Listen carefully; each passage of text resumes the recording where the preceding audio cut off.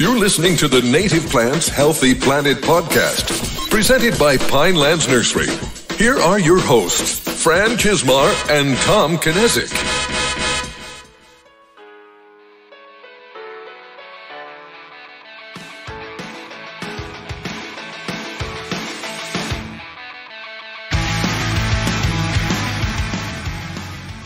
Welcome back to the Native Plants Healthy Planet podcast presented by Pinelands Nursery. I am Fran Chismar. And I'm Tom Kinezic, and welcome to episode 177. And it's another fun week of native plant discussions, and this one's going to get into birds a little bit, so I'm pretty excited about that. I'm excited about that too, only because, I mean, we know people in the environmental field that are bird experts, but no one that's planning landscapes around what bird habitat you would need if you want to increase bird habitat.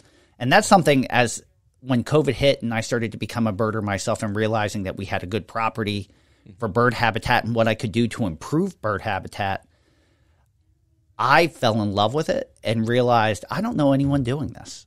And then there is someone doing it. Yeah. So that was one of the things we wanted to highlight this week. And Fran, I know you're really excited about this one. So I'm actually going to flip things on you. Oh, okay. And have you introduce our guest today. Well, I'm going to let the guest introduce himself. So Tim, if you could tell everyone who you are and what you do. Oh, yeah. My name is Tim Mack. I'm the owner and president of a company called Birdscaping Industries. And what we do is we create high octane backyards for wild birds and other insects, pollinators, and animals in general. You know what I mean? Which is such. It sounds normal to have this conversation, but it's such a unique business model because I can't say that we have any other customers directly doing like what they do. They may be doing something that creates those things as a result of what they're doing, but it's not their main objective to do that, which I think is incredible and a fantastic need for it. Can you tell us how how your business came about and how you became interested in doing this? Well, it came about. It used to be Tim's Birdscaping Service, right? Okay. So it was a sole proprietorship I had about 15 years ago. And it came about where, I was on my birthday, my wife usually gets me like cologne or a pair of socks or something like that, a robe or whatever. I wanted a little something different. You know what I mean? Yeah. So she was like, oh, how about a bird feeder? I said, that sounds pretty cool. You know what I mean? So we went into this wild bird shop. I think it was Wild Bird Centers. We went in there. I didn't know too much about birds at all. I just love nature. Yeah. You know what I mean? So we went in. I talked to a sales guy. I was like, listen, I just want a bird feeder for beginners. So he pointed out this little tube feeder and he said, I'll get you some seed or whatever. You got to put a specific type of seed in there. So, what you call premium seed. Yeah. So I said, okay, fine. He said, you just go in your backyard, hang it on a tree, and then just watch things go. I said, okay, fine. That sounds good. So went into my backyard, put that bird feeder up, filled it up with seed. And then 2-3 days later, I saw cardinals, chickadees, tough titmouse, all that kind of stuff. It was great. You know what I mean? And I was addicted ever since, So I just wanted to find out more and more about birds as the hobby went along. So you got hooked. Same way I kind of got hooked in our yard. We had a couple bird feeders and I just couldn't stop watching and then wanting to know more. How did it progress from there?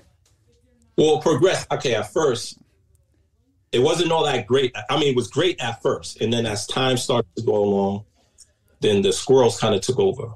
You know what I mean? I said, okay. And they started to destroy the expensive feeder that my wife bought me for my birthday. So I went back to the wild bird shop and I say, hey, I'm having a squirrel problem. So we said, oh, okay, you're going to need a squirrel baffle. You're going to need a pole, this whole setup. It's pretty expensive too, but I bought it anyway. So I bought it, hooked it up. Squirrel problem was solved, right? And so I began to see even a bigger diversity of birds, because the squirrels used to scare the birds away. You know what I mean? So the squirrel problem went away. Anyway, it was like I just wanted to find out more about, more about cardinals, more about chickadees, more about downy woodpeckers and stuff like that, how they lived, things of that nature. And so I picked up a book. I was to start doing research, and I found a book on birdscaping. He was this author. I forgot his name. He's from Australia. Okay. And basically he was just talking about plants and birds. That's it. You know what I mean? And I was like, wow, this is interesting, and I just started to do my research, get more into it and stuff like that, and started putting these plants in my yard, and just started to see these birds come and everything. And I was addicted ever since. And I just started studying more, coming up with different types of concepts. And it just kind of like took off for me personally. It started off as a hobby, and then I just turned it into a business. I love that light bulb moment when it hits. Like, I know for a lot of people it was with Doug Tallamy when he starts explaining how many like caterpillars a chickadee needs to feed its young, and what hosts those caterpillars. And it's like, oh, it's a white oak that's going to host the most Lepidoptera. That will make a change. And it's funny how a lot of people don't associate that. And it's like, I have a neighbor across the street that has bird feeders, but not one tree, not really any shrub, but they love watching birds, but don't realizing they're not really providing a nesting habitat or anything like that, or cover. And it's they're just at that beginning stage of it. And I'm trying not to interject myself. I'd love to say, you could do this, but I'm trying to kind of let them, they know what I do, and they have a question they'll ask. I'm trying not to impose myself on their journey too much. And it's, you go, Tim. Oh, no. I'm just saying, like, it's just like, sometimes when you watch a bird at a feeder, you say, okay, I've seen this cardinal 100 times. I've seen this downy 100 times at the feeder. I mean, I know there's more to it than just going at the feeder and eating some food. I want to see what goes on in between all of that stuff. What happens in between all of that stuff? How do they nest? Where do they nest? What types of berries that they like? What type of seeds that they go for? What type of insects? They just don't go for Lepidoptera, but they go for other insects too. So a lot of times I try to capture the in-between the shrub and the feeder. You know what I'm saying? What goes on in between that? What makes it exciting? You know what I mean? So a lot of times when you're talking about birding, and when you talk about backyard habitats and stuff like that, to people that are interested in feeding birds, you have to, it's like your duty to tell them, hey, this is a type of plant you need in your backyard. You know what I'm saying? If you like birds, you need this in your backyard in order for them to keep reproducing, in order for them to keep visiting.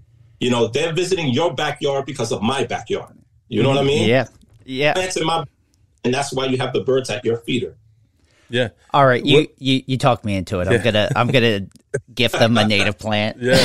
And just some of the stuff, Fran, I think it was more what you were saying, reminds me of especially with like hummingbirds, and so many people get the hummingbird feeders and are really excited about them. And I had a conversation with a family friend of ours who lives down the street, and she was very upset with us that she didn't get any hummingbirds at her feeders anymore because they were all at the plants, the cardinal flower that we were growing in a big block down the street. I'm like, well, you could plant some of your own, and then maybe you'll get them here too.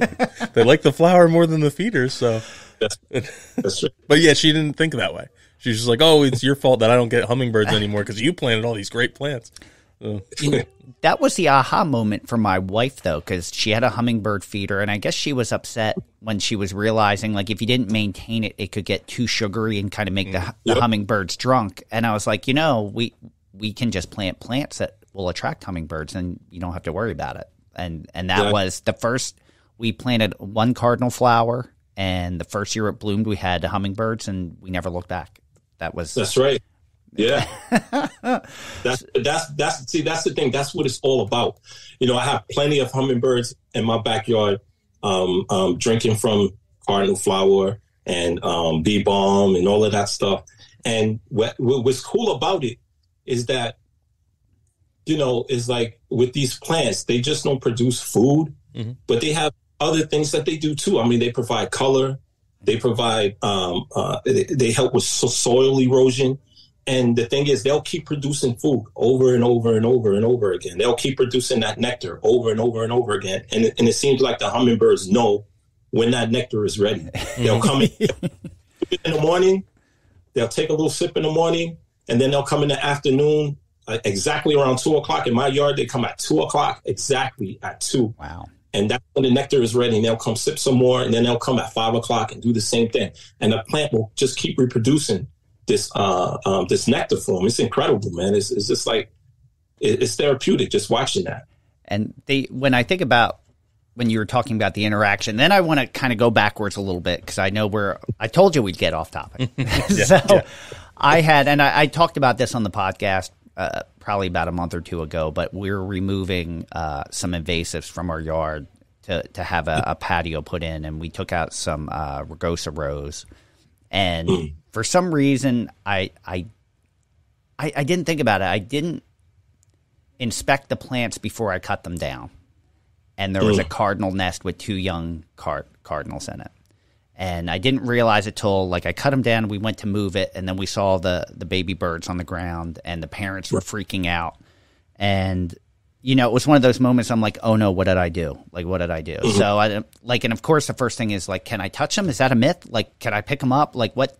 So I put gloves on, we took the nest out of the rose, we picked up each baby and put it back in the nest, and then kind of moved everything away and put the nest where the bush had been. So the parents could see it, and the parents were checking on it. But it was almost like they sounded out an alarm, and the bird community came to help.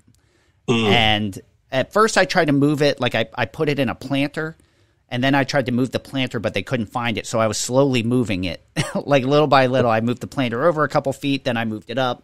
And eventually I put it in an Easter red cedar where the parents were able to find it. But as the parents were going out, other birds were keeping, they were sitting on the fence underneath the nest watching, just making sure that I wasn't disturbing it, I wasn't going near it. And one of the birds was a house wren, and we had Emil DeVito in here from the New Jersey Conservation Foundation. He goes, they shouldn't have been helping. He goes, they'll eat the young of other birds. And I'm like, they were keeping me away from the nest until every time the cardinals came back, they would move away. There were robins kind of sounding a lot. It was I was happy that they lived. A week later that the babies flew out and everything was good, but it was an interaction I wouldn't have witnessed with just a bird feeder.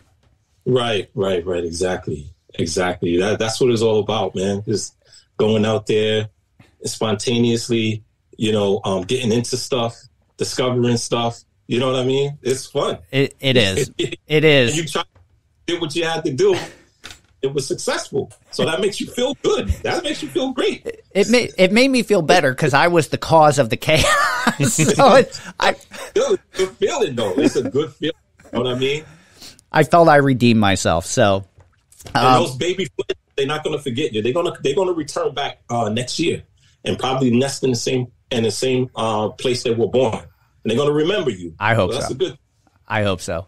So let's talk about, you mentioned earlier that you've always loved nature, and then the bird thing kind of progressed. Where did your connection from nature? Was it from a kid? Is there a specific thing that happened that kind of connected you with nature? Or did you always have that connection? Oh, definitely. When I was a kid, we used to go upstate, camping in the Catskills. My parents used to take us, me and my sister, upstate, camping and stuff like that. I consider, the Catskills as my hometown. Liberty, this little place called Swan Lake. We used to stay up there, during the summertime, from spring to the end of summer. Sometimes we used to go in the wintertime too. You know what I mean? So, but up there, me and my sister used to go out into the woods, and this was back in the 80s, man, early 80s. I'm talking about when everything was kind of like pure back in the day, early 80s, you know? So we used to go out in the woods, pick wild blueberries, high bush blueberries used to pick. We used to see a lot of, owls, bobcats, black bear. We used to see a lot of, we used to see a lot of cardinals, black bear, deer, porcupines, skunks. I mean, it was just that was my connection right there when I was a kid growing up camping. Wow. So yeah. That so for me too, like in the 80s, like I think about, for me, I grew up in a suburban area. There wasn't a lot of wildlife. It was like your typical large scale suburban area. And but my dad was a fisherman, and like a lazy fisherman. He'd like to just put a bobber on, put it out, listen to a Phillies game, have a beer. And we belonged to a local fish and hunt club that we would go to every weekend. And just like as a kid, I loved to fish, but I also, as a kid, you get a little bored, you get rambunctious, and you just start exploring.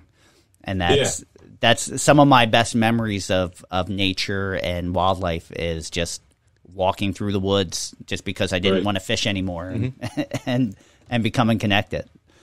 Yeah. So, a lot of fun, man. So you have this love of birds, you're watching it progress in your yard, but then you take a step to like aviculture. Right. How does, so is it just that your interests keep progressing to the point where you want to know more and more and more, and it becomes a business for you? Yeah, it was kind of strange because like after I developed the business, I said to myself, I need to do something that will, bring in more money.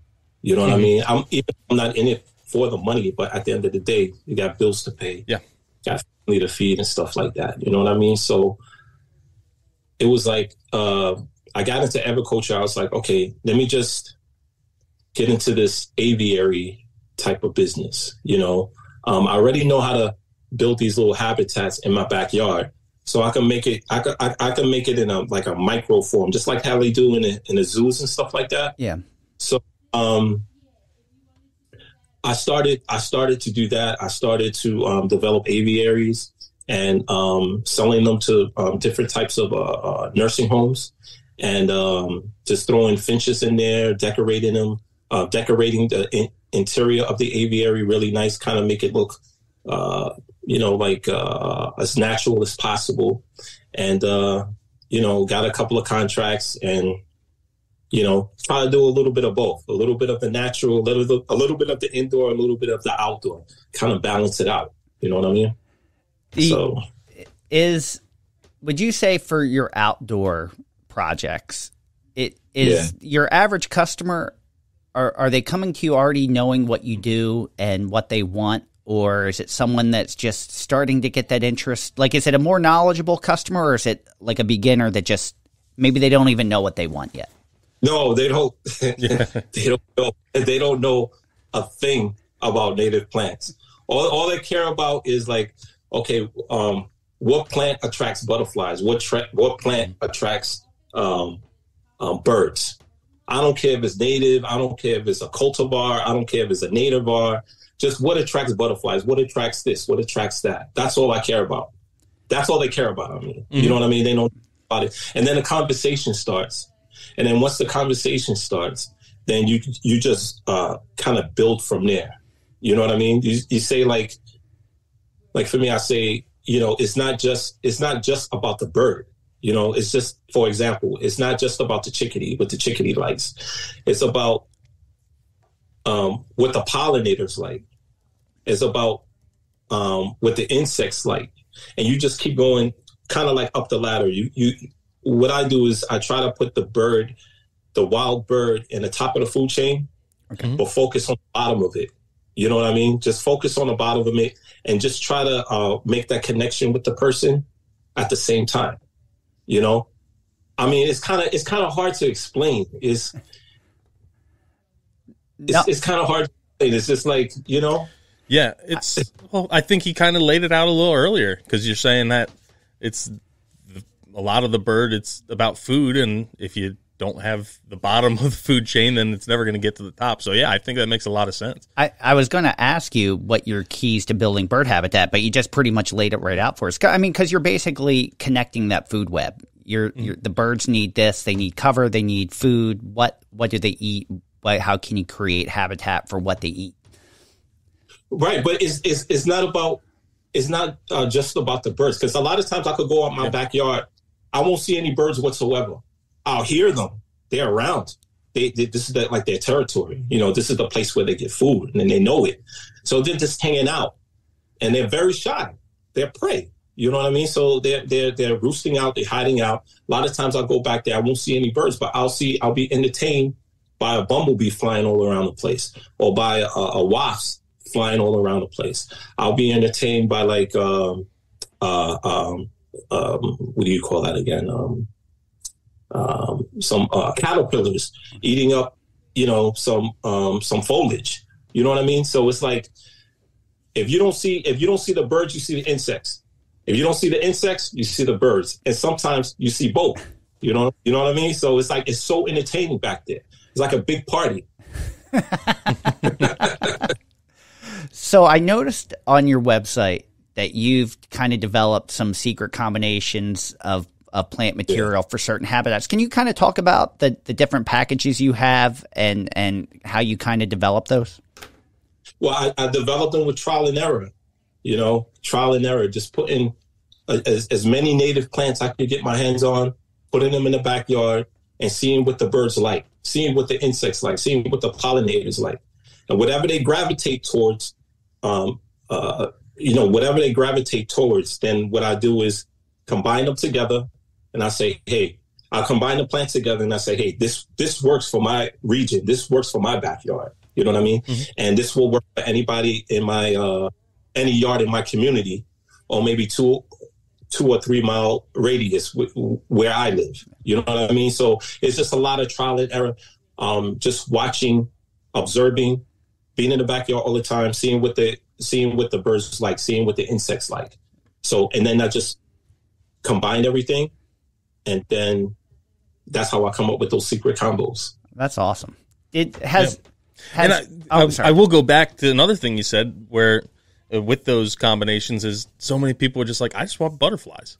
And then It's like, oh, well, here you go. have something that works instead of having to decipher through, well, this is a good plant for butterflies and this is a good one. And this one, you kind of have that pre-built for them, which is really helpful, I think, in the education process where you take some of the decision paralysis out of it. It's like birds, butterflies, the hummingbirds, a lot of them, I'm sure, are probably a lot of the same plants. It's just slightly different. You have a couple different things here, a couple of different things there, but it takes, for the end consumer, takes a lot of the guesswork out of it, which is nice.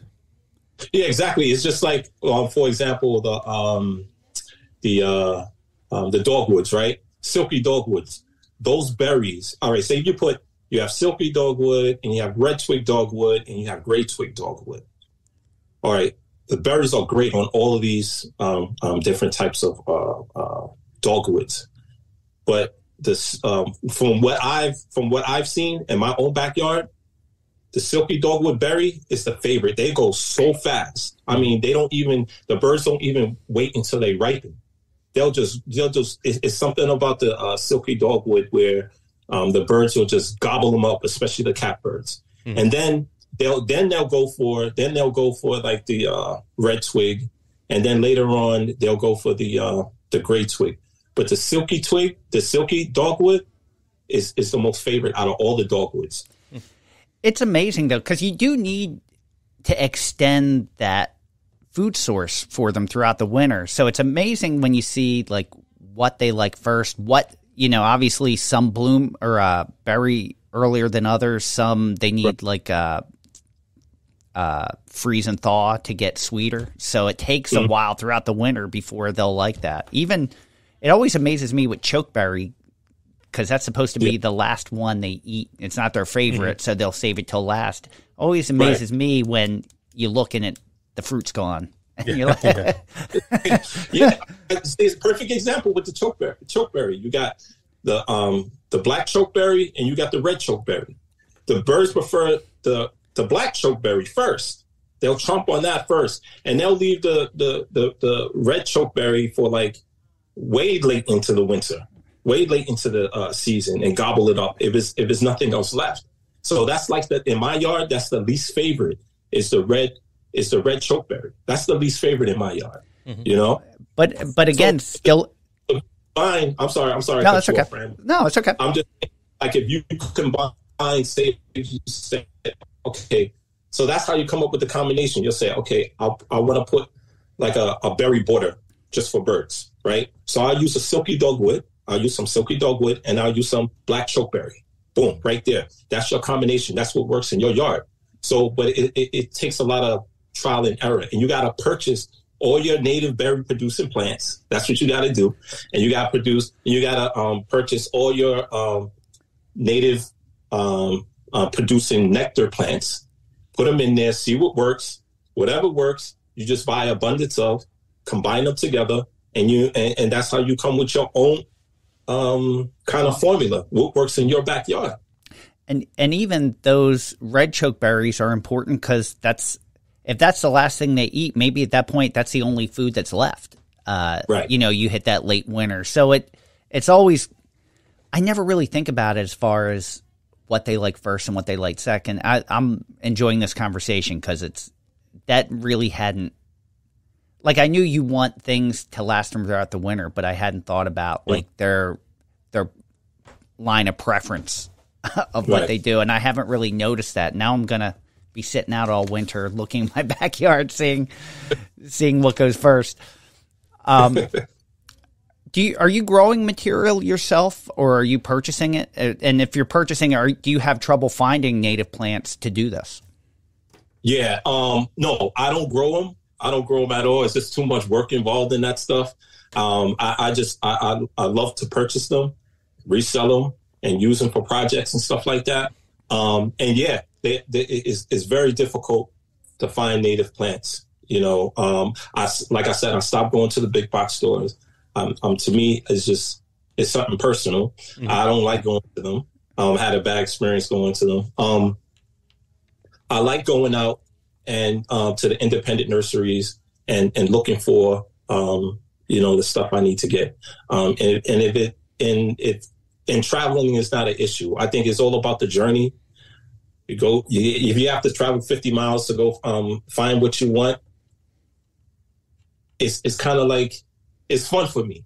You go there, you find what you want, and it's kind of like you strike up a conversation. You bring your plant back home, you put it in your backyard, and you just nurture it, you take care of it, and you see what's attracted to it, and you have more of a appreciation for it, because you had to travel 25 miles to get it. Mm-hmm. You had to go, plant it. You had to put this little fencing around it to protect it. You know what I mean? So it's like you appreciate it more. And that's what it's all about. I'm glad I don't have to just go down the block and just buy it. I mean, because it takes all the fun out of it. Mm-hmm. Now, you're in an area where we have quite a few listeners around there. If you wouldn't mind, would you list out some of your favorite nurseries you've traveled to in your area? Oh, in my area, well, there's a nursery in Long Island that I go to, Countryside Nurseries up in Long Island. Yeah. So that's the one I usually get product from. They're good people. Yeah. They're real cool. Also, I get plants from the what's it call it? Oh man, the name just like, no worries. Oh, it's fine. I put you on the spot, and you don't have to give all your sources away either. But well, you guys soon. So all right, awesome. But it's I agree with you. If you're just going, like, box stores have their place, but it's like going to the supermarket. Like you're running in and picking something up quick. You know they have everything you need. You can grab a few things and go out. But if you really have a thirst for knowledge and you want to learn more, it gets you a little more invested when you start, like you mentioned, traveling to these places, having meaningful conversations with people, learning something new. You're investing in keeping that plant alive at that point. And that's where a lot of the knowledge, it's like that next step. You want to go to these people that specialize this. They know a little bit more. They can help guide you a little bit. It's I just had a customer today that we've been dealing with for a long time, and she just had a quick question. She's like, I typically use this plant. You don't have it available, but I want to learn something new today. What would you, if you were me, what would you put in its place? And I was like, oh, that's an easy question. And this, I would do this, and these are the reasons. And she's like, that's why I called.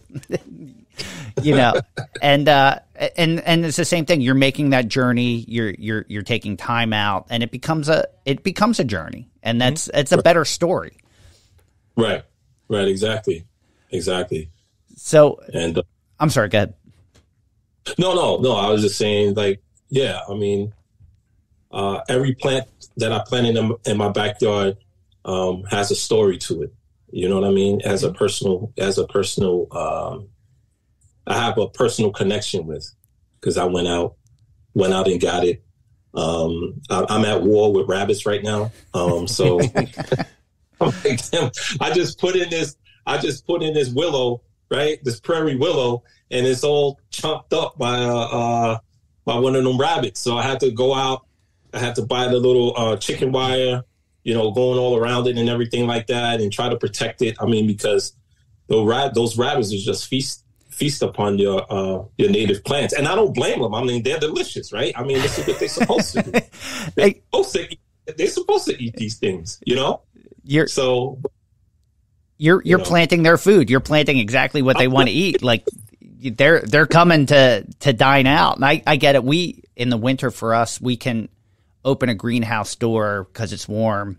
And if rabbits get in and we don't see them and then we close the door, they could take out half a greenhouse overnight. Oh yeah, no doubt. And then they're all full with their toothpick afterwards. Like, thank you, But it's hard because you're creating habitat for them. As well. Right. It's just keeping everything alive long enough so that it can do more good. They can still munch on it and not take it out. Exactly. So, considering your journey started with a bird feeder and you've progressed to this, how have your feelings about bird feeders changed? No, it's just that I just wish people would just like maintain them, because I sell feeders too, just to maintain them, clean them twice a week. If not twice a week, if you can't do it twice a week, clean them, maintain them once a week. Buy some premium seed. Don't buy the junk seed that you get at those big box stores. Clean underneath the feeders every other day. I mean, because you don't want rodents coming around and stuff like that. I mean, because it just makes it harder. It takes the fun out of the hobby when you see a rodent down there eating, the built seed or whatever. And if you buy quality seed, if you buy like premium seed, you're going to have quality backyard birds come, just stay away from the junk seed and stuff. You know what I mean? And maintain them, keep those feeders clean, because, a lot of diseases, a lot of the bird droppings carry different types of pathogens and diseases and stuff like that towards other birds. So just keep them clean. Just be responsible, and you'll really enjoy the hobby. I think I have no bird feeders whatsoever. I love them. You're the first person I think that has ever mentioned bird feeder maintenance to me. Yeah. I don't think I've ever had anyone mention that before. Yeah, you definitely gotta maintain them. I mean, these are wild animals out there. These are wild birds. These birds are real. They're very important to the local ecosystem. So you need to make sure. It's like if you're going to a restaurant. You go into a restaurant, you get seated at the plates and everything are nice and clean. The silverware is clean and everything like that. But the table is dirty. I mean, you're like, come on, man, what's going on here?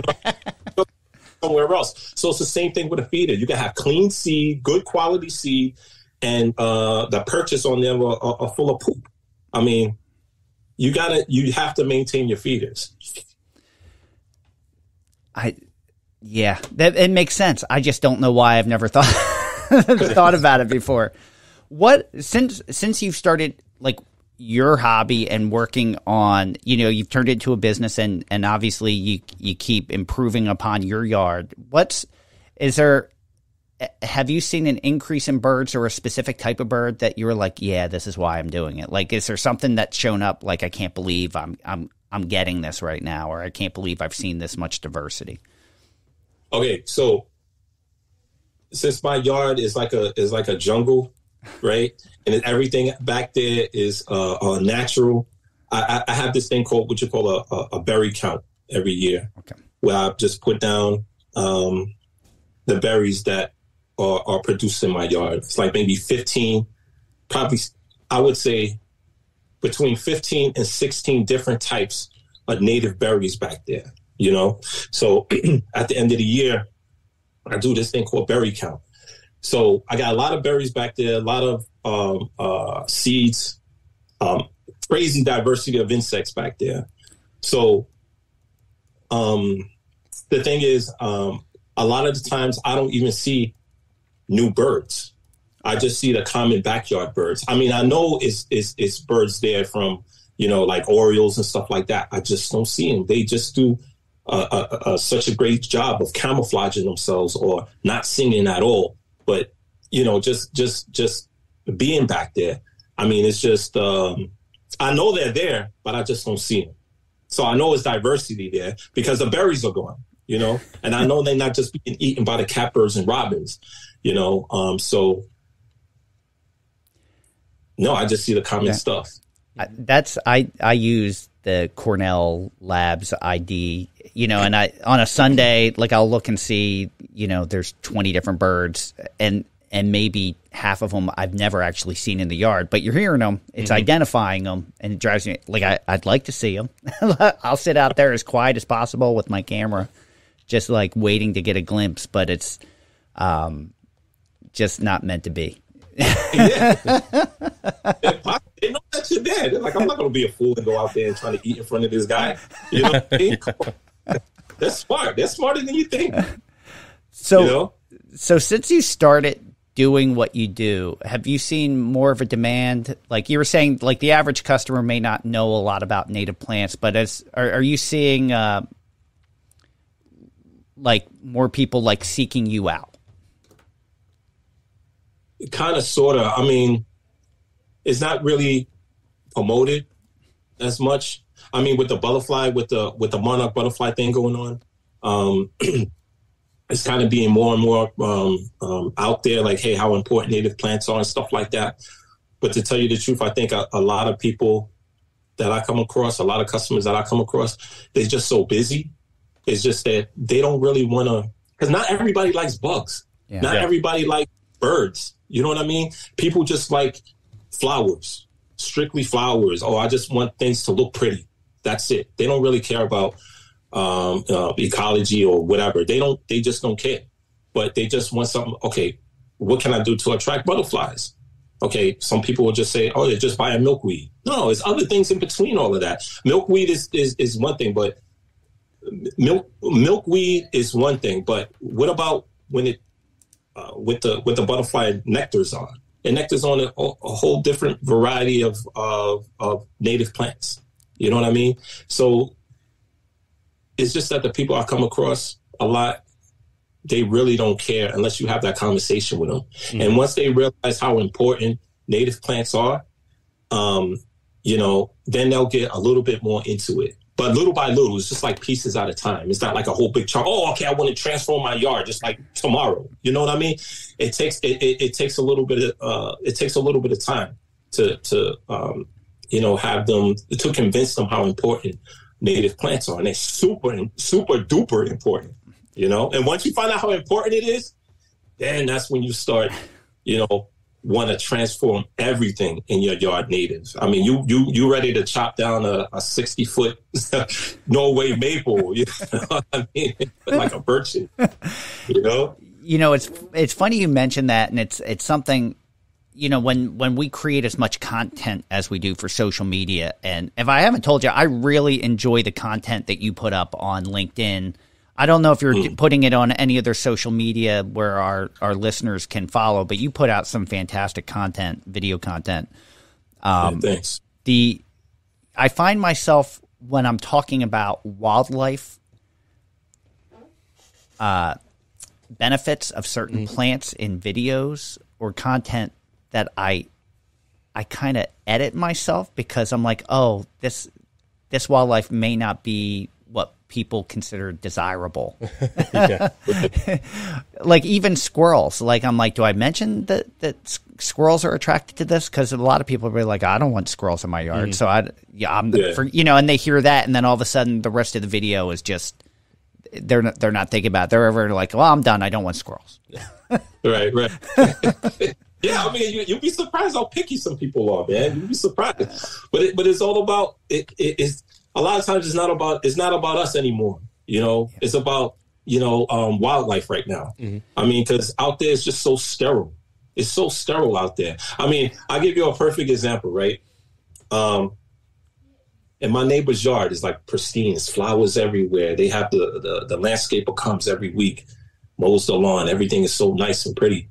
He had a barbecue the other day, and I dropped a piece of a hot dog bun on the grass, on the ground. You know what I mean? And, I didn't, I picked it up like maybe 10 minutes later. Not one insect on it. Not one, not ants, not one bug, nothing.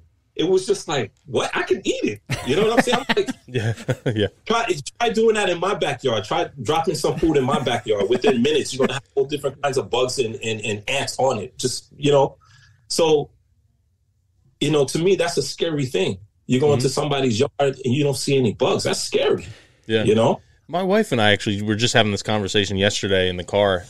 And because a lot of these, like, things that are just so cherished by society today, like the lawn and the landscaping and all that, are so modern. It feels like it's something that you couldn't live without, but it's such a luxury that really only goes back 70 years, 80 years.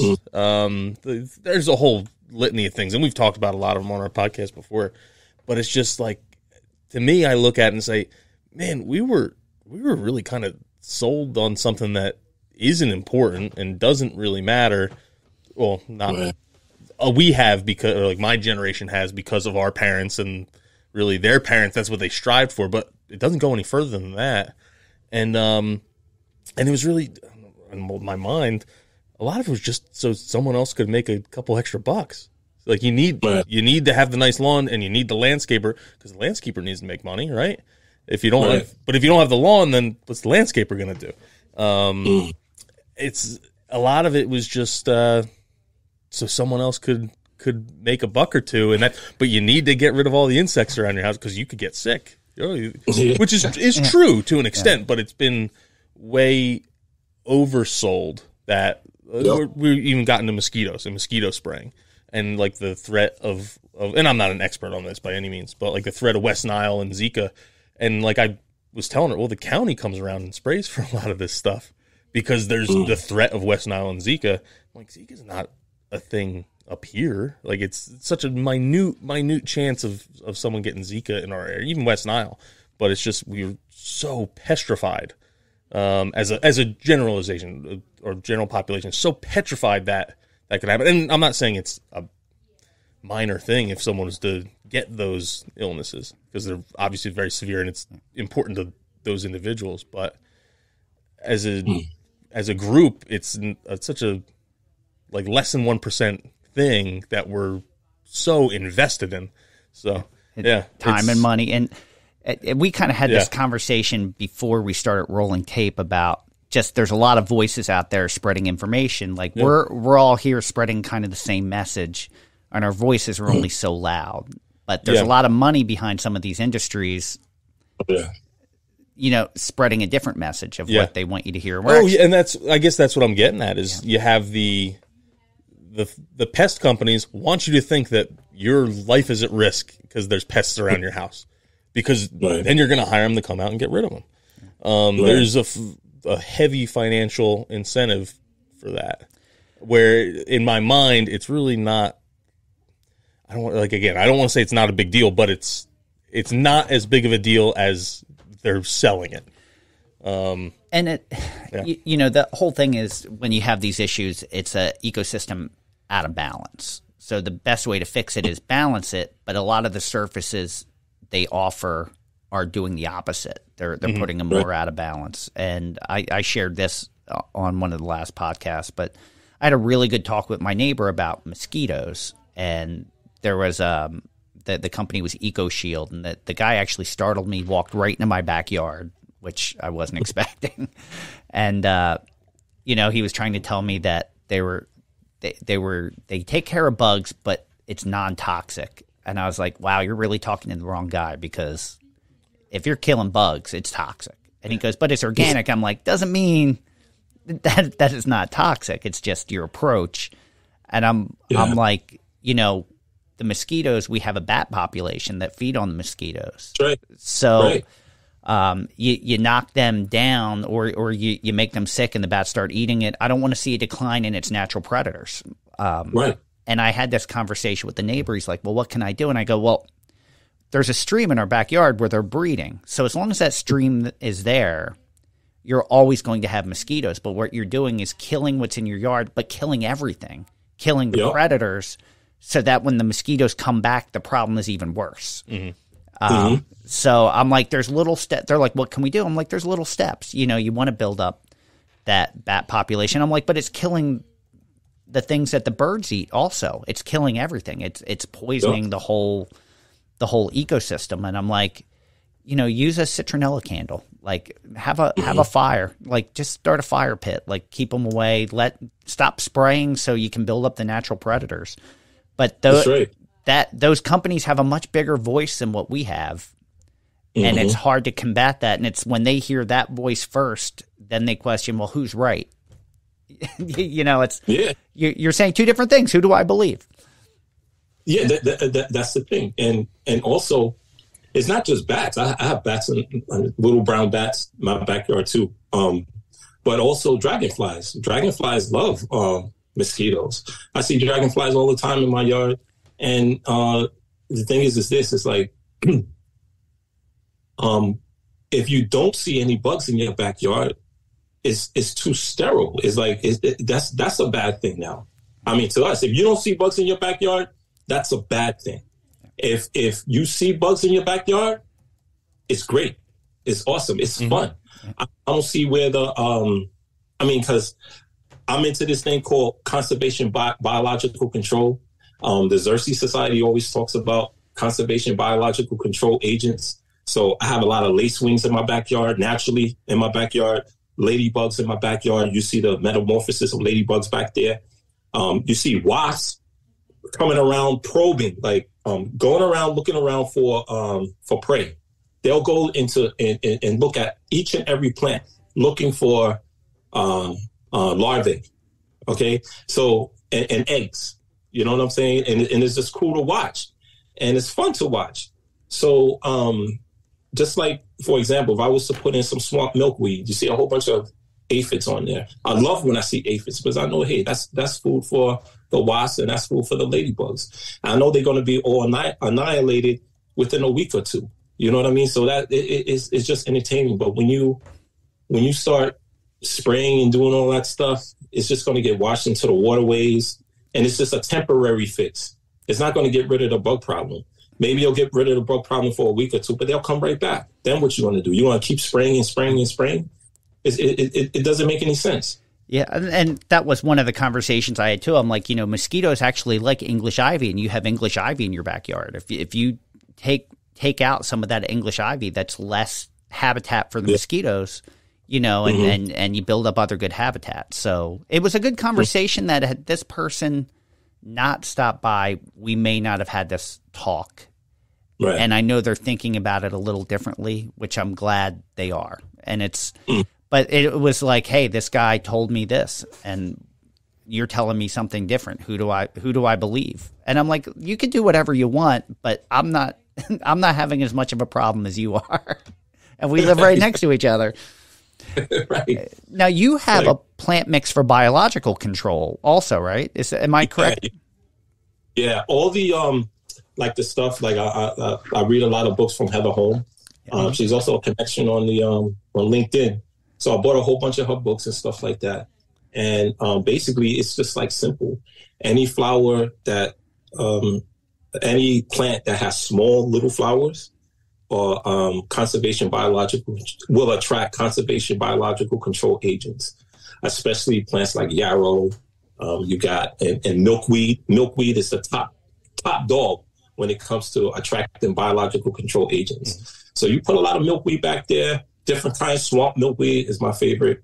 Common, not really. If you're gonna put common in a pot. But swamp milkweed, definitely. Also, dogwood flowers attract conservation biological control agents, and so you gotta have those security guards out there, man, protecting your crops. You gotta have them, and when they come, they look so cool. When they come around, they look so cool. So, and their job is just to go around eating, eggs and bad bugs. You know what I'm saying? So that's the thing. That's why conservation biological control agents, because they protect the plants. In this way, they protect the food producing plants and berry producing plants. Then the bumblebees will come, pollinate it, and then it gets turned into a berry, and then the birds will come. And the birds know what's up. That's why the birds really don't eat bees, because they know, hey, we need these guys to pollinate the shrubs and flowers and stuff like that we're going to feast on later. They don't bother them. It's creating that balanced ecosystem to keep everything in check. As long as it's balanced, it kind of works. We even know of more and more nurseries using biological control.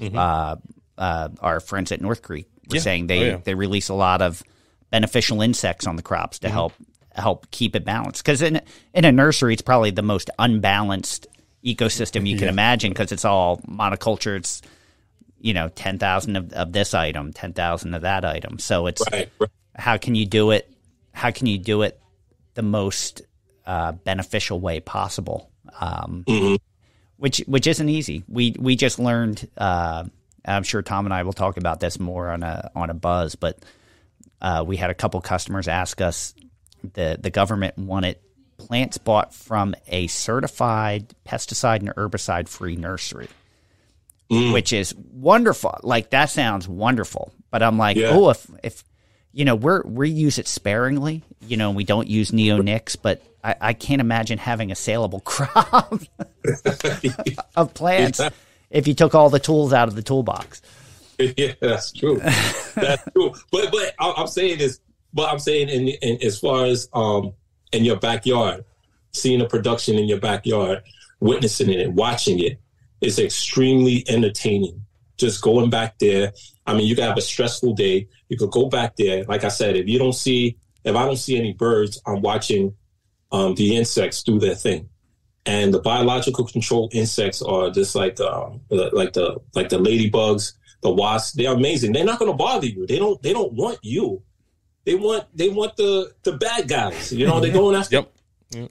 So it's just fun. It's just entertaining to watch. So you have these native plants in your backyard, you're going to be entertained in some way, shape, or form. They're not going to. And then mosquitoes bother you. Just kill them. Just take your hand and slap them on. Just swat them down. And also, when you talk about these pests, right, with the what do you call those? The lantern flies. Yeah. Only seen 3 in my backyard this year. Just 3. Okay, because there's so many predators back there. This is like the least ideal place you will want to. A lantern fly will want to, lay their eggs. Okay, because I got birches back there, I got river birches back there, I got paper birches back there, I got all different kinds of things that I got maples, red maples back there. So there's plenty of food back there for the lacewing, but they not the lacewing, but the lanternfly, but they wouldn't dare come over here. They wouldn't dare.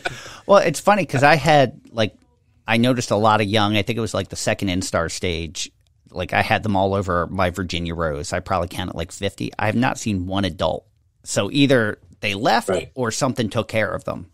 Some took care of them. Yeah, which is, it's just spreading the good word about balancing that ecosystem. Tom swears that if I don't come into work one day, it's either going to be I'm going to be knocked off by either someone from the honey industry or the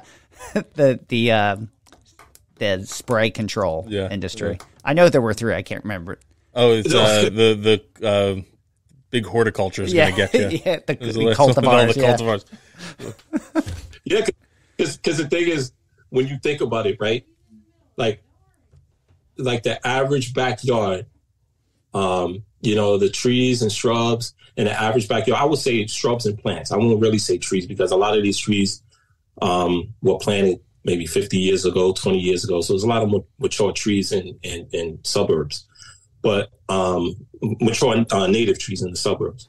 But what I'm saying is that when it comes to shrubs and plants, a lot of these shrubs and plants are from Asia, right? So the lanternfly is from Asia. So if you have the majority of the plants in your community from there, this is like the ideal habitat for the lanternfly.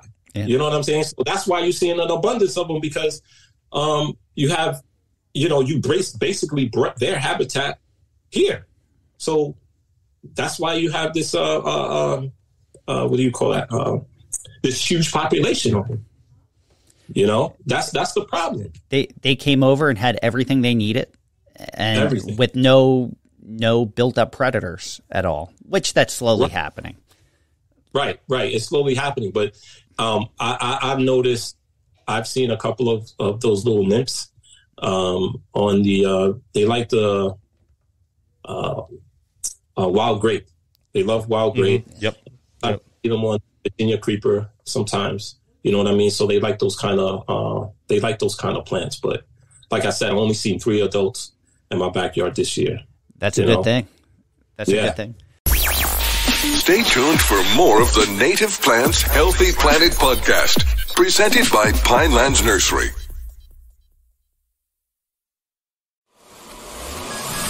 Welcome back to the Native Plants Healthy Planet podcast, presented by Pinelands Nursery. The one message that you keep giving that I love, and you're saying it repeatedly, which in different ways, is that it's great to build this habitat, but you have to interact with it, and you have to be a part of it. You have to observe it and just see. Right.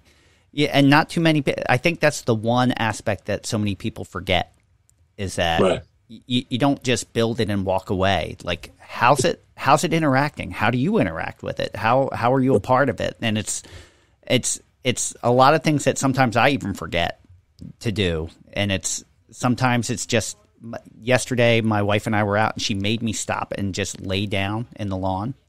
She's like, just stop what you're doing. Give me 5 minutes. Just lay down and look at the sky, look at the plants, look at what's going on. And I was busy and I did it begrudgingly. And then after I sat there for a couple minutes, I'm like, yeah, I'm gonna hang out for 10 or 15 minutes and enjoy this. I forget to be a part of it sometimes. Yeah, that's what it's all. That's what it's all about. That's what it's all about, and that's what you're building it for. You're not just building it for the animals, but and the ecosystem. But you're building it for yourself. It's just that you could just go back there and relax and just watch something organic going on. I mean, because you're so used to seeing cars and computers and things like that. I mean, and watching TV. I mean, you just want to see something organic going on. So you go in your back and you'll be fully entertained. Do you have a favorite customer success story? Maybe someone that didn't know a lot about native plants or birds, and they had like you got to be part of their aha moment. Yeah, it's kind of funny because this is years back. I had sold a bird feeder to a customer, the whole kit, the whole setup. Okay, and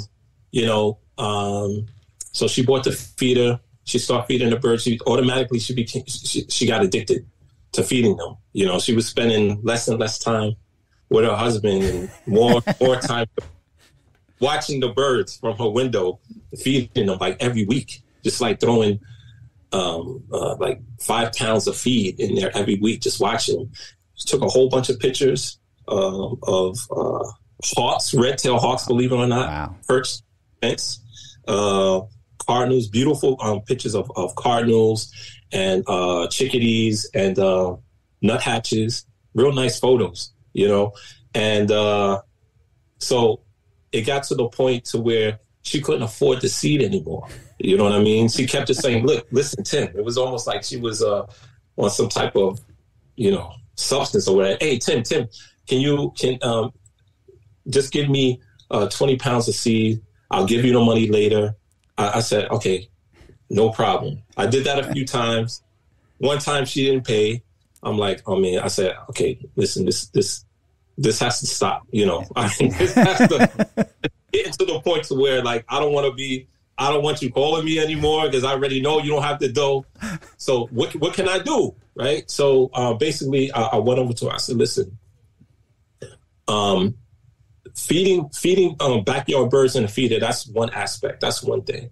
But maybe if you just invest that same money that you did with the seed and you buy some plants with it, buy some native plants with it, you'll be just as entertained. The birds will still come to your yard and everything like that. You know what I mean? So what I did was she had a few $100s. She saved up. She took my advice. I went out. I got some high and low bush blueberry plants. And I also got some willows, you know, some pussy willows, high and low blueberry shrubs and plants. I planted it like in a backyard along the fence, made it look really nice and everything like that. She had the flowers. It looked good. She had the color, everything. And then she had the birds. The birds will come to like when it comes to blueberries, there's something about blueberries, man, that the birds just absolutely will go crazy over. The berry loving birds just absolutely love like the catbirds, the robins, the cardinals. So she started seeing them. You know, eat naturally. And so she did a little combination of both. She fed the birds through the feeder like once every 2 weeks. And then all the other times she was just paying attention to the shrub area that, you know, the shrub border that I put in for. And if the berries wasn't there, they were underneath, you know, looking for insects. They were underneath the shrubs looking for insects and stuff like that. So, you know, that was kind of a successful type of thing. It was cool. It was cool to see because she thought it was no other alternative. She thought the only way the birds are going to come to her yard is from her feeder. You know what I mean? And I was just telling her, I was like, listen, the only reason why the birds are there is because of the mature trees that you have in your backyard, or maybe the native shrubs that are maybe a couple of 100 yards away, you know, and they just saw the opportunity that you had with this feeder. They took it as a snack, and they could just come and keep snacking over there. So I was just telling her, you know, there's other alternatives. So let me just put these shrubs in, and you know, everything came out good. Everything was, you know, she's happy now. She doesn't, you know. She's still a customer then. She's still a customer, but she doesn't purchase as much seed anymore. You know what I mean? Yeah. I mean, it's you know, it worked out both ways because she wasn't paying me anyway for the seed. You know what I mean?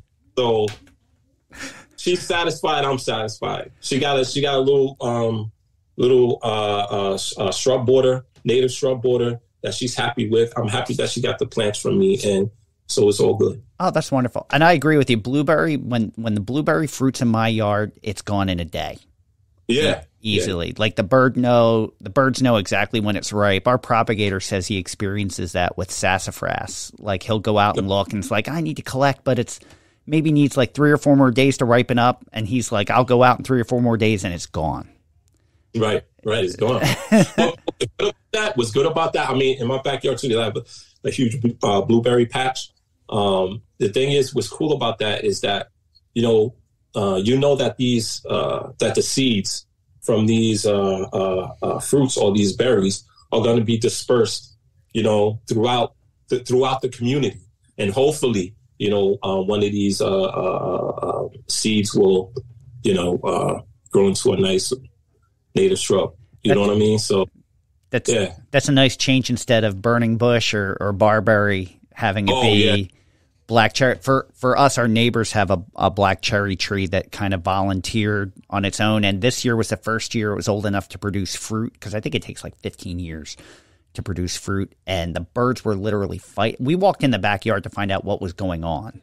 And the birds were fighting over the black cherries. Yeah, I have 3 mature black cherry trees in my backyard. My neighbor has one, and I have 2. One that I transplanted, which was crazy difficult to do. It was small, but I transplanted it successfully, and it's grown now. It's about 40 feet. It's producing fruit. Mm-hmm. I think after 5 years, it produces fruit. Oh, awesome! Okay. It's because it grows fast. It grows really fast, and so I got it's like 3 in my yard. And they're great. They just make a mess. I mean, you just got to know where to plant them. I mean, it's not cool to plant them near a driveway. You have to plant them in your yard somewhere in the corner, because when those berries start developing, they start, dropping all over the place, man. It's like, but it's a cool tree. Definitely, it's a cool tree. Mm-hmm. Definitely. What advice would you give to someone who's just starting their journey, if they want to attract more birds, or if they're interested in birds, or even just trying to find their place in nature? What advice would you give to someone just starting out? Well, I would say don't try to, instead of going out and trying to find your place in nature, let nature kind of find its place for you. You know what I mean? Just go out there and give nature the opportunity. And nature's going to let you know what you're interested in. Nature's definitely going to let you know whether it's amphibians, whether it's birds, whether it's insects. Nature's going to let you know. You just got to give it a chance. And if you don't have a park in your backyard, I mean, not in your backyard, if you don't have a if you don't have a park in your community, if you have a backyard, you can create your own park in your backyard. You know what I'm saying? And just see what happens. I mean, you love it. You just got to give it a chance, man. You can't. I mean, if you try to keep a yard looking pretty all the time, right? First of all, it's expensive. Second of all, is back there is boring, right? Third, it's only going to look colorful and nice and neat, but it's not. You can't enjoy it because you constantly gotta, maintain it and spend money on it and stuff like that. It's like, I mean, that takes all the fun out of it, I mean, me, myself, a lot of times when I'm putting in habitats, I want the client to go down there and get dirty. I want the client to, prune here and there. I want the client to dig and stuff like that, because that's where it's just fun that way, And I would just say, just give nature a chance. Let nature choose it for you. Don't go out and look for it. Man, that's such great advice. Yeah. And it's in another way too. It's like rethink pretty. Rethink what a yard should look like. Mm-hmm. It doesn't have to be this manicured lawn. Like there's so many options.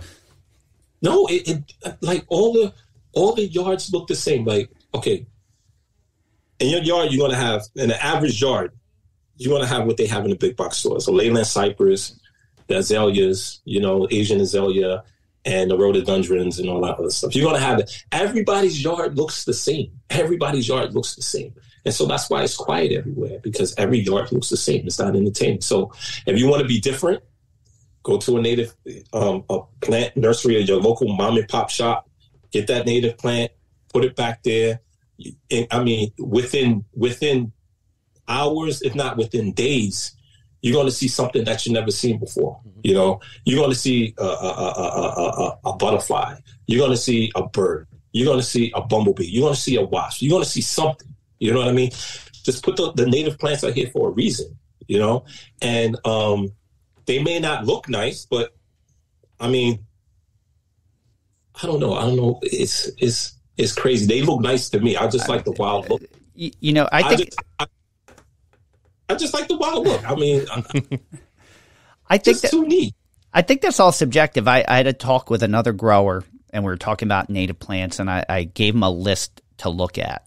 And I think his perception was that they're not showy and that they're not pretty. Yeah. And then he looked at the list. He's like, oh, well, I've grown all these. I've just grown cultivars.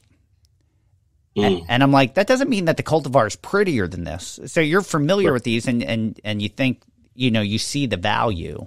You just have that inkling in your head that a native plant is a weed. Right. Yeah. That's the thing. That's the thing I don't get. I don't know where this. I think the industry giants created this like whole culture of, what's pretty and what's not pretty. And it's a shame because the ones that are so-called pretty are the ones that's being promoted a lot, right? And then when crisis happens, when you have this, the population of butterflies, the population of birds, when they go down, I mean, they're blaming the average gardener. They blaming society, and it's not society's fault. These big box stores are putting this stuff out there and they promoting it. Of course, you're going to buy whatever's popular. Whatever's popular, you're like, oh, I'm going to get that. You know what I mean? So it's like it's treated almost like designer clothing.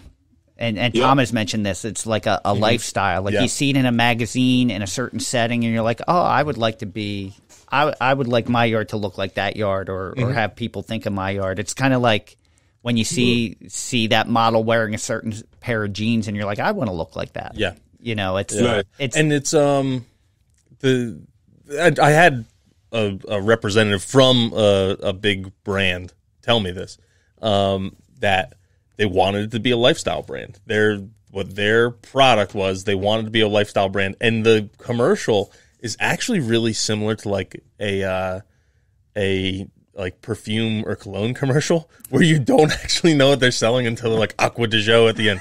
It's like almost the same commercial, except it's just about a plant instead of it's like showing the old school wooden boat that's all polished up and the dock and like the beach house, but the plant is like a part of that lifestyle thing. And if you have this, which is, it's realistically, it's someone after your dollars, which is not an issue, but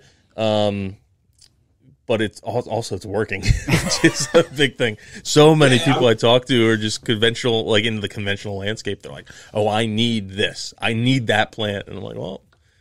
And it's just like that. I want that look, and it's the look they've seen in the magazines or they've seen in these commercials, and it's what they want. So, yeah. Yeah, but you want to be popular amongst your friends, or you want to be popular amongst the birds? I want to be popular amongst the birds, man. I want to be popular amongst the cardinals and the chickadees and the tuft-tip mouse and the nuthatches and the insects. I want to be popular amongst them. That, because they, that's the life I want to attract. Oh, if I'm popular with them, then I'm going to be popular amongst people too. I'll be like, hey, check out this, these pictures I got of these monarch butterflies feasting on this milkweed. They're like, really? Okay, yeah, come to my backyard, boom. And then everybody would know, oh, I heard you got all these different type of insects. Let's go back there. Let's check them out. You know what I'm saying? Ladybugs, you got ladybugs? You know what I'm saying? Yeah. I mean, hey. I'm writing this down because I want to remember this. I want to be able to quote you on that. I want to be popular among the birds. That's you want to be popular among the birds. Of course. Oh yeah. No, that's a really important message. Is it's just you shouldn't have to care about what other people think. It was the book Sapiens. I'm getting way off topic. No, here. it's okay. There's the book. I think it was the book Sapiens. I'm pretty sure, but it's talking about how back before, way before like TV and social media and all that, it was like people were in tribes, you were only compared to the people in your tribe. So if you were like an 18-year-old guy, it was good time for you because like you're being compared to the 10 other men in your tribe, and one of them's like in his 60s, and then you have a couple that are really little, and so you're the one. But then eventually newspapers came around. Now you're getting compared a little bit outside of that circle because they hear about there's some kind of celebrity that starts to form, and then that turned into TV and movies, and then now okay, I live in my small town of 1,000 people, but I'm also being compared to, I can't think of a movie star from back in the 50s, Fran. That's your day and age, so why don't you pick one? Frank Sinatra. Yeah, but you're being compared to those kind of folks. And then now it's like you're 17 years old in high school and you're being compared to the entire world. It's and how it's really our human brains aren't supposed to work that way. And and we're just constantly striving for something outside of that, and it's really hard to not care what other people think. Some people are better than others, but it's like just not human to not care what other people think. So you want to be like, you don't want to be the outsider, you want to be like everyone else, but it's really important to embrace that when it comes to ecology and your yard. See, that's what you need to tell your wife when she asks you to do something different. Just say, our yard doesn't look like anyone else's around here. Yeah. Oh, I do. She didn't like that. That was our conversation yesterday, Fran, in the car. Why does our yard not look like anyone else's? And also, you ever heard of that phrase, keep it simple, stupid? Yeah. To just keep everything simple, because I feel like, in the business that we're in, right? It's too scientific. Yeah. It's too You got the. I like to just say, as far as when I'm shopping for plants, is this a straight species or is it a cultivar or whatever? Mm-hmm. It's just keep it simple. A lot of the scientific names of plants I can't pronounce. I'm seeing 15 alphabets, one word. I'm like, what's that thing? Is this species or what? Oh yeah, species. Okay, boom, I want it. You know what I mean? Just keep it simple. This is species. It's a plant. It's a straight species, and this is what it's going to attract. You want the average person just to know it's just so simple. You know what I'm saying? And it's really no work. There's no effort into it. You telling me I could get ladybugs just by putting this down? Okay, I want that. Mm-hmm. I don't want to know any of the scientific terms, any of that stuff. If this thing is going to attract ladybugs, I want it. I'll put it in my backyard and see what happens. I'll put it next to my tomato plants. I'll put it next to my collard greens or whatever that I'm planting if it's going to attract ladybugs. And it's a native. I'll put it in, boom, that's it. I don't care about the scientific names. Because just imagine going to a store and be like, okay, I would like some buckus, blah, blah, blah, blah, blah, this, and that. What? I don't even know how to pronounce that bucket. Yeah. No, that's a great point. Yeah. Oh, yeah. That's a great point. Keep it simple. Keep it simple and, get that scientific stuff out of it. Because at the end of the day, it is simple. Mm-hmm. It's a simple thing. You just put a plant in the ground, a plant that belongs there, and watch what happens. And it's as simple as that. Well, that's what drew me to this side of the industry, having come from ornamental hort when I came here, is that at least there was like a blueprint almost. Like if you plant this, this will come, or if you plant this, it likes this.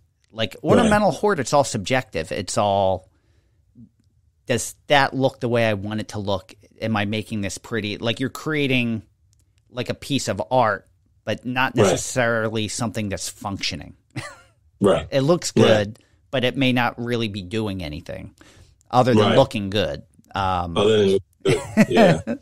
So, but this at least it's, there's the science behind it, but I agree. You don't have to get scientific about it. It can just, if you can boil it down to the simplest terms where someone can understand it, they can be successful. Yeah. Yeah. Exactly. And just, you do the empty lot type of experiment. Say you have a lot, right? An empty lot, and you just have just grass there, right? Versus an empty lot full of so-called weeds. Which lot insects and animals are going to be more attracted to? This perfect space where you just have a carved up lawn, or you're going to have something, or they're going to be attracted to this lawn that has all of these grasses and weeds growing to it. And you'll see that the area where it's all kind of wild, that's going to attract the most insects and animals versus the one that's been maintained and everything like that and fertilized and all of that stuff. I mean, it's as simple as that. You want to attract the wildlife, you can do that by planting or emulating nature, but you can make it look pretty at the same time too. And what makes it look pretty is the insects and the animals that it attracts, because the insects and animals are colorful. You know, they're flying around, they're doing their thing, they're eating. It's like a perfect example, like in my backyard, right? Let me tell you something. And I know it's happening in your backyard too. There's a huge party back there. You have birds out there singing. You have birds out there bathing. You have birds out there mating. You have birds out there, probing for insects. You have birds out there fighting. I mean, it's like you in a club. I mean, you have birds out there doing their thing. You have birds out there actually doing their thing, having fun. Because when you design your yard like that, that's what it's all about. And it's too bad it's not that many places like that on the block. You know, and so just imagine if every backyard was like your backyard, Fran. Just imagine. That would be wonderful. That would be wonderful. That would be. I love your perspective, and that's what it baffles me that there's not more people doing what you do. It blows my mind, and I especially love your thoughts about it and how you approach it, because you're talking like an environmentalist that's actually providing a service to a homeowner, which you don't. You kind of have that disconnect. You have the environmentalists that are telling people to do it, and then they have nowhere to turn to or no one to help them do it. Yep. Yeah, it's just like, for example, like today, it's a rainy day over here in New York. It's pouring down raining. It's not just the plants and animals that the native. It's not just the animals and insects that the native plants can attract, but what can it do for your yard? It can retain water. It's good on erosion. It's makes your yard smell good. You know what I mean? It'll clean the pollutants out of the air. You know, this is what native plants do. And so it's like a 360 degree of niceness that's going around when you put native plants. You don't have to maintain them. They'll propagate themselves through animals. I mean, it's just an overall balance, and they'll give you therapy as well. So that's what it's all about. That's what it's all about. It's just not. It serves its purpose around your property, around your home. You know, it'll protect your home. Yeah. That is a perfect way to sum it up. I'm just looking, just for the sake of time, because we could talk to you all day, but we should probably start to wrap it up. We always, since you were talking about all the benefits of native plants, we always kind of end the podcast the same way, but we're going to throw an extra question at you as well. So we typically always, our last question is, what's your favorite native plant? But we're also going to throw in there, what's your favorite native bird? All right, it's hard to pick a favorite native plant, but I would say black elderberry. That's my favorite native plant because it produces berries quick, right? It's a nice looking shrub. When it flowers, it has a really good fragrance to it. It attracts all different kinds of pollinators and conservation biological control insects. The birds love it. The small birds love it, like the catbirds love it. Chickadees love it. Cardinals love the berries. So it's one of my favorites, and it's good on soil erosion. So that's one of my favorite native plants. That's a great choice. There's if you think of even like the antioxidants, if you want to eat the berries, or like Thomas fried the flowers and brought them in, like elderflower fritters, so much, and it makes a pretty good. Like I love elderflower vodka also. So man. Fran's ready for the club too. He's ready. You're going to open a club in your backyard. I have to come up with a good name for it now. All right, favorite native bird? It's got to be the downy woodpecker.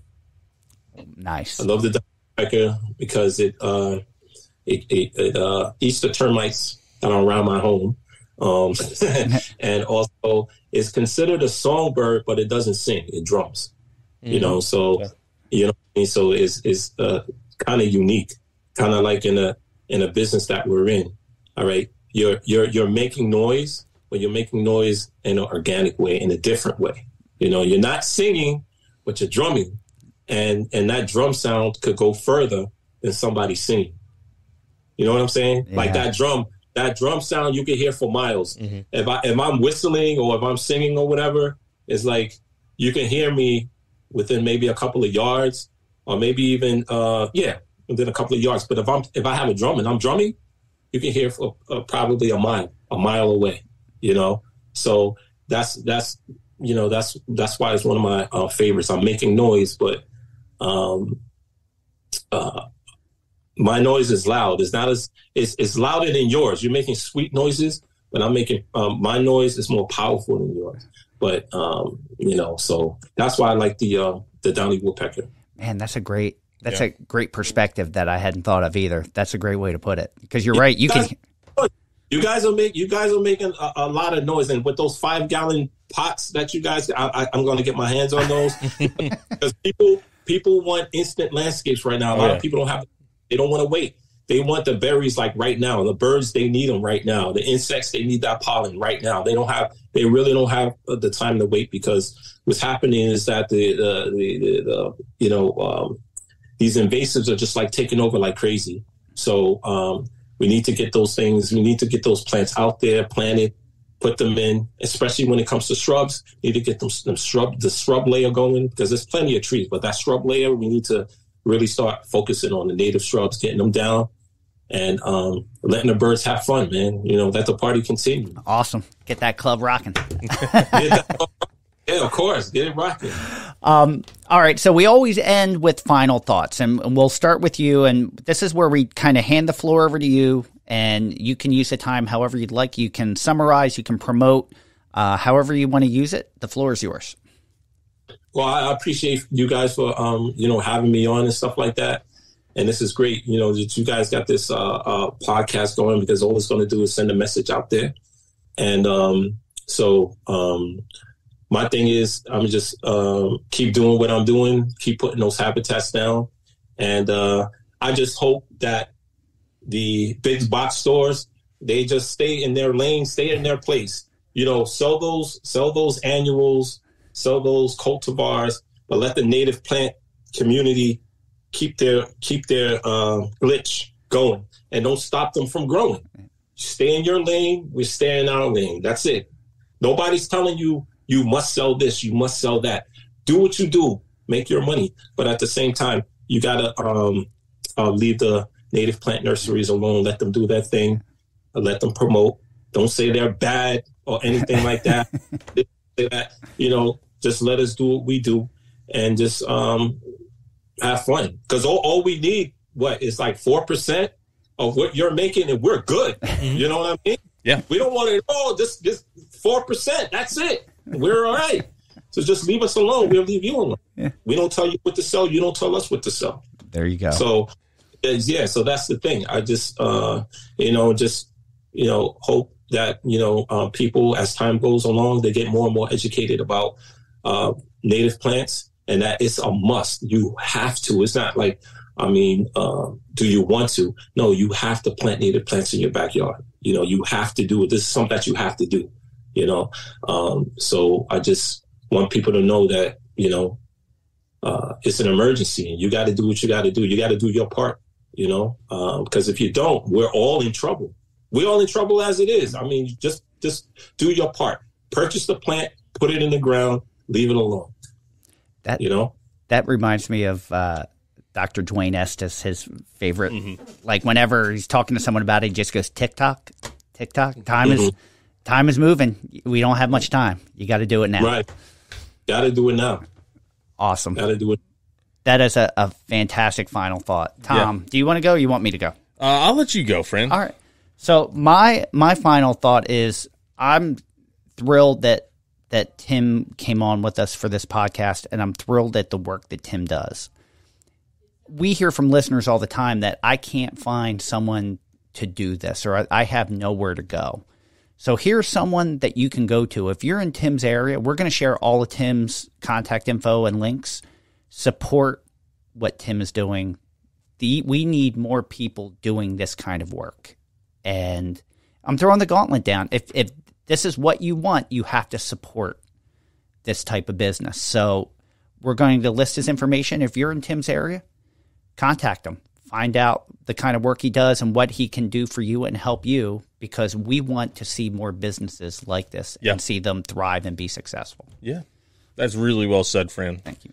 Mine is going back a little bit. When I started looking up the Zika stuff or West Nile stuff, and it's like so much. I just remember as a kid how much this was like pounded into your head that this is such a threat. And you look it up, and it's like it is a threat in a sense, but it's like a few thousand total cases a year. Most of those, the people don't even know that they had it, and there's a handful that are deadly a year. But it's like we got to wake up in a sense and realize that we can't overreact to minor things, and because that overreaction is causing so much damage in other facets of our lives. Or facets of other people's lives that we just don't know about yet, or other things' lives, like birds and insects and all that. So, we got to support, like you said, we got to support businesses like this. And yeah, that's about it. I went down a little rabbit hole there when I was like, I've said all this and I'm not sure if I was right with it, but it's like, you think about how many people are in this country and we're freaking out, and we've been doing the aerial spraying and all that, and I don't know if it helps or not. We're still talking about it today. So it's for something that popped up in 1999, and it's still an issue and still becomes the first actually thing I found out was NBC. I looked up West Nile, New Jersey, and there's a handful of cases, but it's NBC, the local NBC affiliate saying, "Oh, be careful because this is the time for West Nile." It's like scaring people and it's such a relatively minor thing compared to car accidents, other things of that nature. So, well, there's ways to balance the ecosystem, and there's ways not to. Yeah. So listen to the advice that we give in a way that you can kind of. You're getting hit with a lot of information from a lot of different places, and you can trust whichever side you want. Yeah. And that I started saying, so there's so many people that are just after your eyes, after your dollars. The news is after your eyes because they're getting paid for your eyes. And I'd be remiss to say that we're not doing this to try and make money as well. We've never made a penny from that. Well, I'm not necessarily pocket, but we're promoting native plants. We sell native plants. Yeah. The more people are interested in native plants, the more people eventually it's going to trickle down to us. But we're also selling the message that if we don't do something about this, insects are in peril, birds are in peril, the climate's in peril. There's so many things that are relying on us as humans to make a change here that helps the planet, and it all kind of boils down to you start planting native plants in your backyard or in your parks or that kind of stuff. Well, it starts to make a difference. So it's not, are we profiting off this? The more people that are into native plants, we're seeing it already. The other people are going to get into native plants as well, but we're selling a bigger message than just buy our product. Yeah. There's more play here. So, but you have a huge advocate here in Tim, and like I said, the biggest complaint is, I have no one to turn to. I have no business that does this. I'm kind of on my own. I can't find the plants. Exactly. You have an advocate right here. Support this type of business if you want this type of business. And I'm even if you're not particularly that close to Tim, reach out to Tim. Mm-hmm. I'm sure he'd love to expand if. Yeah, no doubt. Awesome. I appreciate you guys for having me on. This is great. Yeah. Thank you for coming on. I appreciate it. I really enjoyed this conversation today. Thank you. So, all right. Well, that's going to wrap us up for today. Thank you for joining us. We hope you enjoyed listening to Tim Mack from Birdscaping Industries, Inc. For more information, visit his website, which is birdscapingindustries.com. Thank you, everyone, for listening to Native Plants, Healthy Planet, presented by Pinelands Nursery. Thank you to the Egocentric Plastic Men for contributing our theme music. And also thank you to Dave Bennett for our Native Plant Anthem. You can follow us on Twitter at Pineland Nursery, Facebook at Pinelands Nursery NJ, Instagram at Native Plants _Healthy Planet, or also at Pinelands Nursery, and also YouTube at Pinelands Nursery. Don't forget about the question and comment line. You can call us at 215-346-6189. I will repeat that. 215-346-6189. Ask a question or leave a comment. We'll do our best to play it on a future episode of The Buzz. And don't forget to join the Native Plants Healthy Planet Facebook group. A lot of new members and a lot of kindness, and I appreciate all the comments and content there. So you can buy Native Plants Healthy Planet merch at our website, www.nativeplantshealthyplanet.com. And there's all kinds of T-shirts, phone cases, aprons, all kinds of stuff up there. And you just heard Fran say, we don't make a cent off this. He's not lying. I guess we harbor that money for a short period of time until we can give it away to someone else who we feel is more deserving than us, is doing some really good boots-on-the-ground stuff with Native Plants as a nonprofit. And we're really glad that we can help support them, even just a small little bit. And then you guys get a great message on your T-shirt out of it as well. So, speaking of good content, Tim's got fantastic shirts and mugs. Every time I see you posting something, I'm like, I have to have that. Yeah. So, it's great merchandise. Yeah. And then you can listen to Native Plants Healthy Planet really wherever you're listening right now, which is either Apple Podcast, Spotify, not Stitcher, iHeartRadio. Yeah. Wherever you consume podcasts, you can hear us there. So if you've been thinking of switching, you can move wherever and you'll be able to find us too. You won't lose us just because you're switching platforms. No. But do us a favor, especially on Apple Podcasts, but Spotify as well. If you can do us a favor and subscribe, leave a review, and if you do a little write-up with that 5-star review, I give you a shout-out on our Buzz episodes, which I have a whole list for our next Buzz. We have a lot of shout-outs next Buzz. Or I guess it's actually technically our last Buzz. I have a whole bunch. Yeah. We're recording that one tomorrow, so we'll get there. All right. Well, with that, thank you, everyone. I'm Tom. And I am Fran. Thank you again, everyone. Tim, thank you so much for joining us today and taking time out of your busy schedule.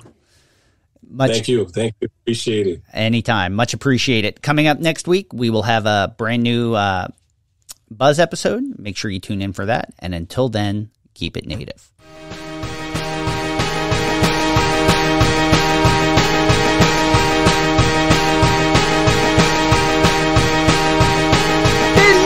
Woods, wetlands, and dales grows a bounty of beauty that never fails. Our native plants, so diverse and so rare, treasures of our land beyond compare. From the ferns below, soaring oaks above, each plant has a place each family's love. Monarch caterpillars munch milk, wheat so tall, bees buzz about, sipping nectar from all. Oh, native plants, how you grace this land. In your diversity, we will take a stand. To preserve our generations to come, and beauty and potency second to none. To protect and preserve the earth, to restore the native plant food that you just can't ignore. Goldenrod, asters, and flowers galore. Monarchs so stunning can't help but adore. Their colors, their fragrance, a feast for the eyes. Their value to wildlife, no need to disguise. Native plants, how you grace this land. In your diversity, we will take a stand.